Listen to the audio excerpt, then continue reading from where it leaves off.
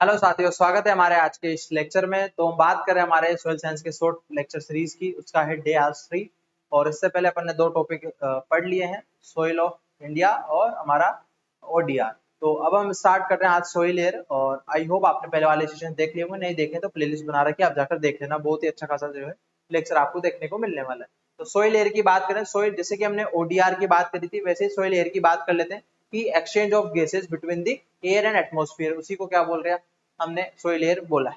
तो हमारे ये एयर के एक्सचेंज क्यों जरूरी है, तो आपके रूट्स या फिर माइक्रो ऑर्गेनिज्म में उनको भी तो रेस्पिरेशन करना है, तो उसके लिए आपका सोइल एयर इंपॉर्टेंट हो जाती है। नेक्स्ट हम बात करते हैं इसका कंपोजिशन। इसका कंपोजिशन आपका नाइट्रोजन की अगर हम बात करें 78% एटमॉस्फेयर में होता है, और सोइल एयर की बात करें तो हमारा 78 पॉइंट कुछ समथिंग 0.6 0.06 के आसपास हमें, या 0.8 के आसपास हमें देखने को मिलता है। उसके बाद अगर हम CO2 की बात करें, CO2 आपका जो है एटमॉस्फेयर में अभी थोड़ा सा इंक्रीज आपको देखने को मिल जाएगा। 4 कर लो इसको, 0.04 कर लो, ठीक है। और इससे 10 गुना ज्यादा 10 टाइम्स जो है हमारे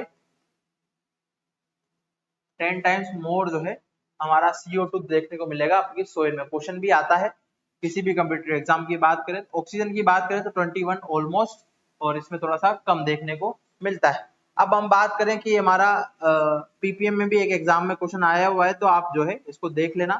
वो 400 पीपीएम के आसपास हमारी हो चुकी है, ठीक है। पार्ट्स पर मिलियन, आपको पता है कि 1 लीटर में अगर 1 मिलीग्राम डालेंगे तो 1 पीपीएम का घोल बन जाएगा, उसी तरीके से।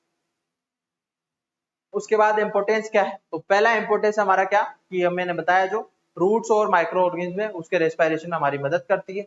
और CO2 जो है हमारा न्यूट्रिएंट की अवेलेबिलिटी भी क्या करता है, बूस्ट करता है। दूसरी चीज आपका डेफिशिएंसी और एक्सिस जो है दोनों हमारा क्या है, हार्मफुल है हमारे प्लांट के लिए। तो ये थे हमारे 3 इंपोर्टेंस। नेक्स्ट चलते हैं हम सोइल में प्रोसेस ऑफ गैसेस एक्सचेंज की बात करते हैं। तो मास फ्लो और हमारा डिफ्यूजन, ये दो ही हमारे ऐसी प्रोसेस है जो हमारे सॉइल में देखने को मिलती है। और सबसे डोमिनेंट भी कौन सी है, हमारी डिफ्यूजन। आपको पता है कि ये बचपन से आप मास फ्लो डिफ्यूजन पढ़ते आ रहे हैं, तो ये आप लोग डेफिनेशन दे रखे हैं। ये पार्शियल प्रेशर ग्रेडियंट की वर्क करता है, और ये टोटल प्रेशर ग्रेडियंट के तरफ ये भी कर सकता है और नहीं भी कर सकता है, मे और मे नोट, है ना।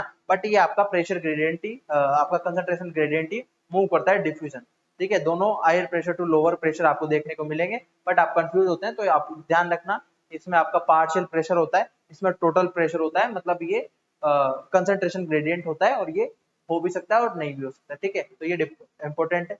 उसके बाद क्वेश्चन ये नहीं आता है, क्वेश्चन ये आता है कि सबसे ज्यादा डोमिनेंट प्रोसेस कौन सी है हमारी सोइल में। तो आपको लिख रखा है मैंने यहाँ पे, diffusion is a predominant process of the gaseization in the soil। तो ये आपको लाइन जो है याद रखनी है, इसी से इस पूरी स्लाइड से क्वेश्चन आने वाला है।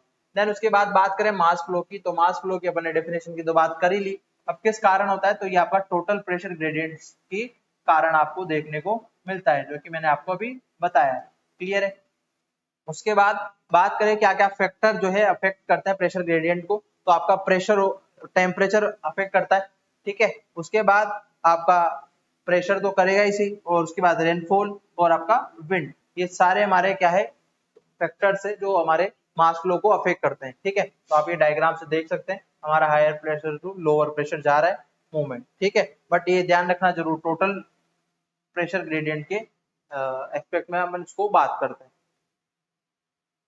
देन उसके बाद हम बात करें कि हमारा डिफ्यूजन, हाँ ठीक है।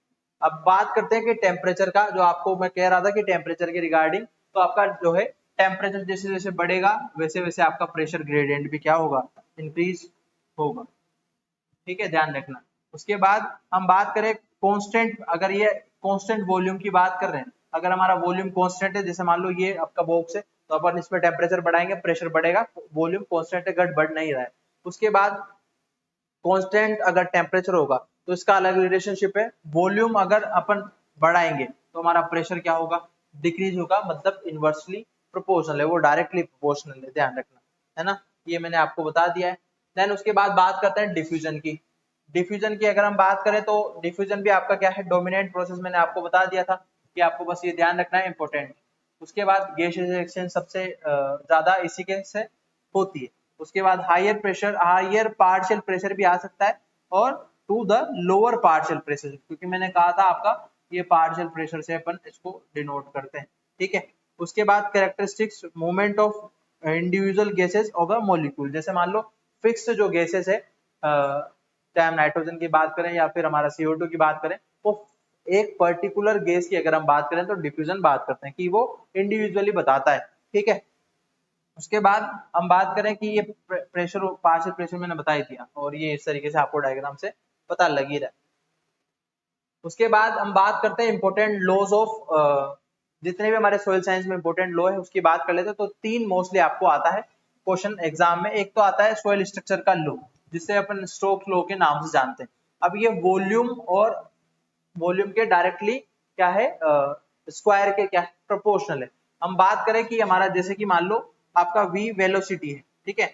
वॉल्यूम और वेलोसिटी की बात कर लेते हैं। तो हमारा जैसे मान लो ये पूरा वॉल्यूम हो गया, और वेलोसिटी मैंने वो वॉल्यूम का आ गया, नहीं वेलोसिटी ध्यान रखना, v का मतलब।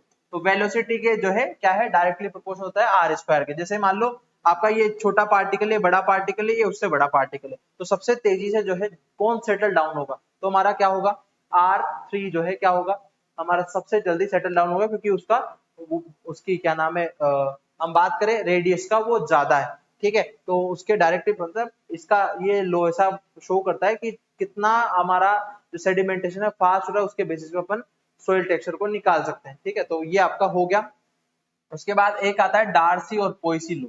ये 2 लो है, वो किसके रिगार्डिंग है, वाटर मूवमेंट के। डायरेक्ट आपको एग्जाम में भी जनरल एग्रीकल्चर का कोई सा भी एग्जाम है उसमें पूछा जाता है कि हमारा डार्सी लो किसके लिए है, वाटर मूवमेंट के लिए, पोइसी लो किसके लिए, वाटर मूवमेंट के लिए, ठीक है। तो आपको जो है क्यों, ये कंसंट्रेशन ग्रेडियंट है इनटू द हाइड्रोलिक ग्रेडियंट, तो ये हमारा क्या हो गया पूरा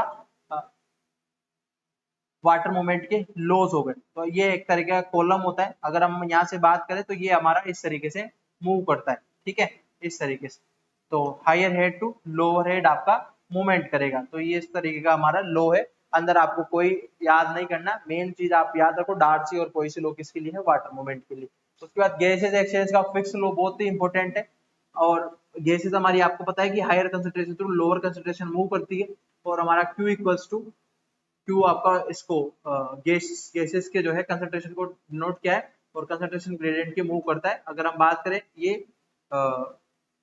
हायर कंसंट्रेशन लोअर कंसंट्रेशन जा रहा है, और इस तरीके से आप फॉर्मूला से कंसंट्रेशन ग्रेडियंट भी निकाल सकते हैं।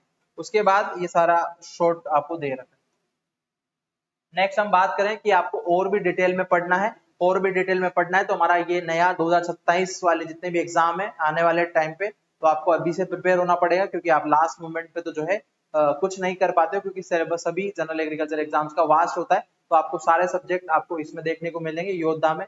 ये बैच हमारा CUT PG, प्री PG और MP JE या किसी भी स्टेट PG की बात करें, या फिर IBPS AFO, या फिर आने वाले जितने भी कम्पिटेटिव एग्जाम है उनमें जनरल एग्रीकल्चर का जो पोर्शन है वो सभी इसी से होने वाला है। वन टाइम आपका इन्वेस्टमेंट है, वन टाइम आप नोट्स बनाओगे, जिंदगी भर आपके नोट्स काम आएंगे। तो इसी के साथ आज ही ऐप डाउनलोड करें यूनिक एग्रीकल्चर क्लासेस का, और ये फटाफट से बैच ज्वाइन कर सकते हैं। अगर आपको और भी डिटेल में जानना है तो आप हमसे कॉन्टेक्ट कर सकते हैं। बाकी का आप चैनल को सब्सक्राइब करें। मिलता है नेक्स्ट वीडियोस में ऐसे ही शॉर्ट लेक्चर के लिए।